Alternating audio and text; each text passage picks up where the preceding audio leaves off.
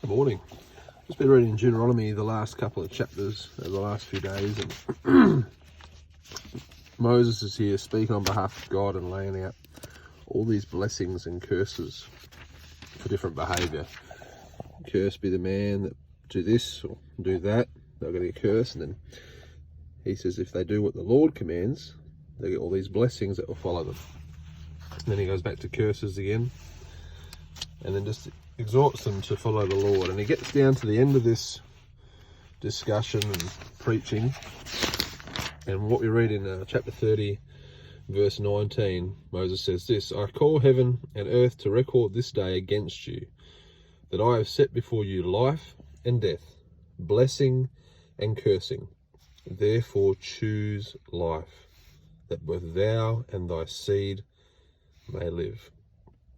Now, we won't focus on that last bit, but your choice will affect your seed, your sons, your daughters, their sons, their daughters. The example you set may set them up for a good Christian life or a real struggle, and we hope they get saved.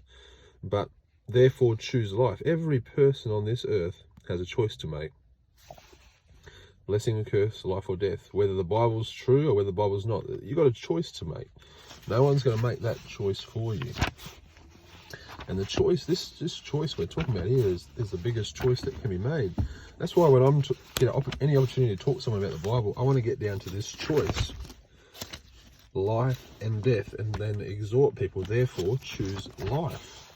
We can choose about doing nice things and charitable things, but if they're not going to heaven, what good is it? We've got to choose a life. We've got to know that choice has been made.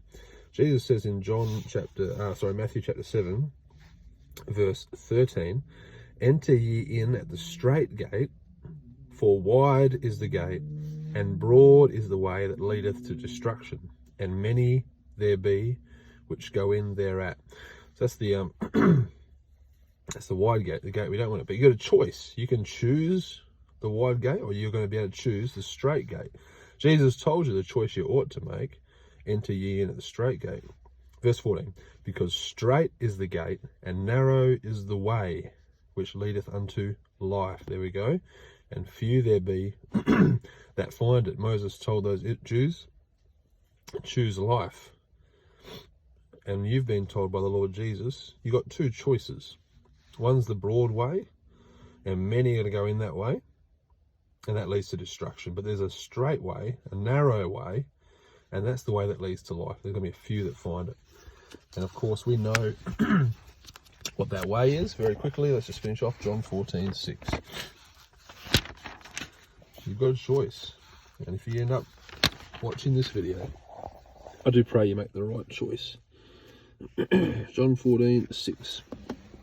Jesus saith unto him, I am the way, the truth, and the life. No man cometh unto the Father but by me.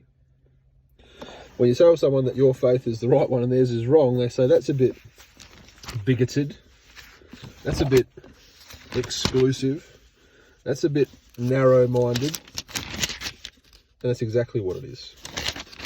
It's exactly, if only one way is going to get you to heaven, which I believe it does, then I'm going to say it's the way that I'm saying, I'm following. But I'm not just trusting my own mind, I'm trusting in the Lord Jesus Christ. He said, I am the way. Straight is the gate and narrow is the way. You've got to be narrow-minded to be a Christian. There's no other way. Jesus is the way, the truth, and the life. If you want to get to life, you've got to take him and what he said to do.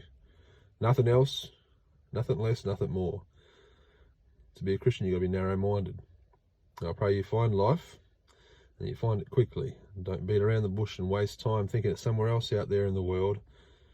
Jesus says you've got a choice. You've got to enter in at the right gate. All right, God bless you.